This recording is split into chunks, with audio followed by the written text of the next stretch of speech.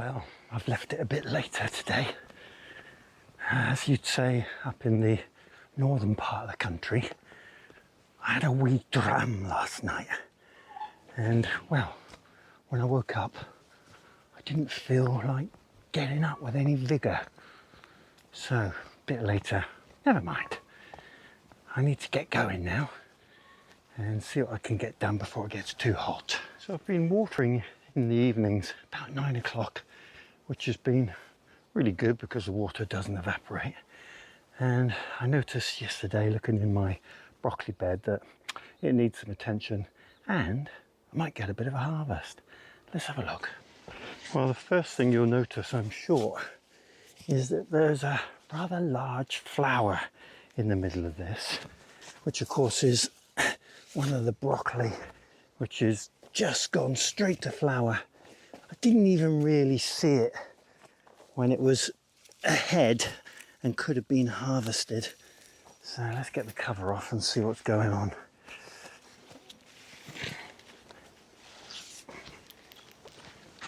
Okay, so we've got two of those and they're coming straight out. And the cause of this is more than likely the fact that I've had clubroot in this bed, as many other beds on the plot, and that has that impact on the broccoli. But what I have got is two really good heads, in fact 3, and hopefully there'll be some crops that I can harvest from here. And I've put the lime in, the garden lime, when these plants went in, and that's certainly having a positive effect, because last year I lost pretty much everything. This year it looks like we're going to get some crops, so good old garden lime seems to be doing the job. So here we are, that's a head that's formed nicely, and that one too. And we've got one here, and we've got some smaller ones which are just the remnants from those that went to flower. And there's another one forming in there. So it looks like we're going to get some crops out of this broccoli, which is a good thing. What we have got in here, of course, is plenty of mare's tail and 1 or 2 fairly large weeds. So I'm just going to work my way through here, and we'll harvest those just before I go home. Keep them as fresh as possible. I thought we'd take a look at what is probably my best onions. Well, at least my largest onions. And this is Globo, which I sowed from seeds. The seeds came from Real Seeds, which is a local West Wales seed provider. And these are looking particularly nice. And I'm very pleased about this bed, because it was a bed that for 2 years in a row I've not really managed to grow much, not with any success. And these are looking mighty fine. Let's have a closer look. So these are a keeping onion, and that was my plan this year, to grow more onions that I could store. The white rot paid to that on the onion sets, which I've already pulled out and we've started to eat. But you can see the onions here are really nice and strong, don't seem to be adversely affected by anything. So I'm really pleased with that. And again, we've got a bit of weeding to do, but that shouldn't take me too long.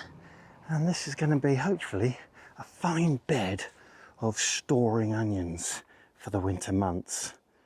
Good.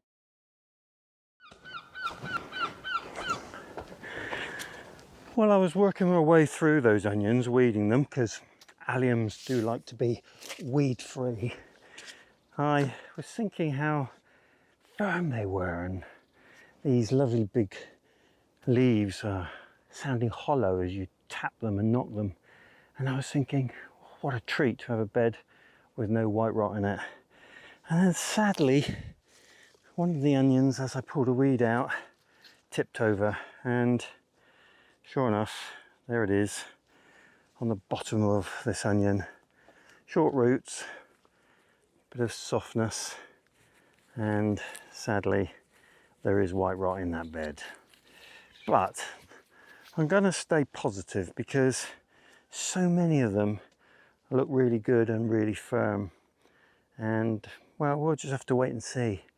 And white rot's a real problem, and on this plot it really is becoming a challenge. So I'm hoping that that experiment that I'm doing in the previously sort of infested bed with onion tops will work out, and if not, I guess onion powder is another suggestion which I've had, and I've also, it's been suggested that I try some potted garlic and onions, so you know, in the big barrels like the potatoes. I don't really want to do that, it's a lot of effort for that sort of crop, but we'll see how things go. And they're the challenges of gardening. If it was all simple, well everyone would do it.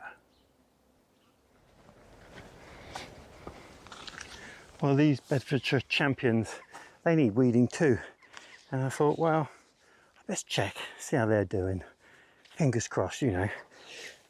And I've changed my gloves because white rot does pass on to other beds with tools and gloves. So give it a fresh pair of gloves. Hopefully I won't cross-infect it, and we'll see how we get on.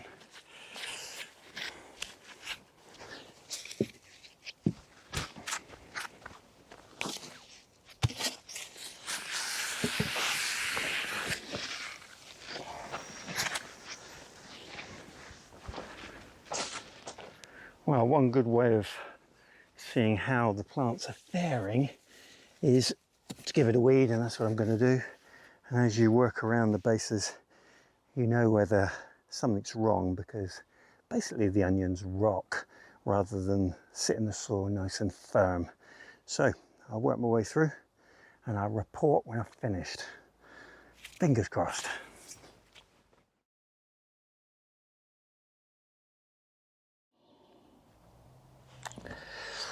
Well, there it is, the telltale sign. So that's pretty much every onion bed. I got one onion bed down the bottom which I haven't tested, but I'm not giving up much hope.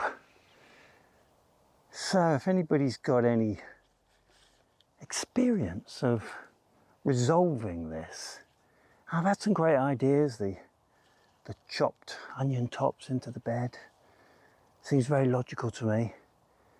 Then there's the onion powder, same sort of theory. I'm beginning to wonder whether I should stop growing onions for, well, an extended period of time.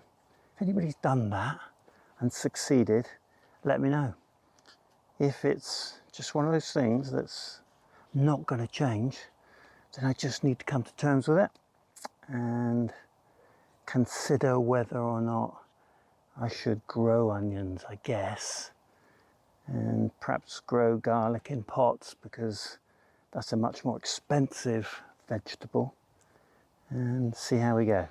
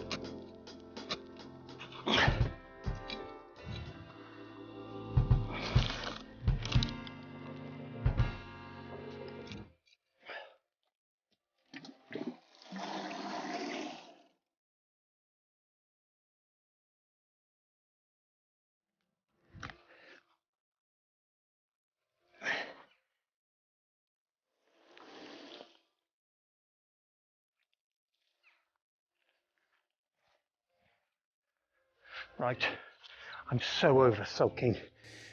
Sulking gets you absolutely nowhere. So don't follow my last half an hour. Just move on. After all, taking broccoli home from the garden, it's fresh, it's tasty, you can't beat it. There are good times. I do hope you enjoyed the video today. If you did, click the subscribe button, click the like button, and if you want updates from me each time I upload a video, click the bell and select all. I do hope you have a great day. Diolch yn fawr.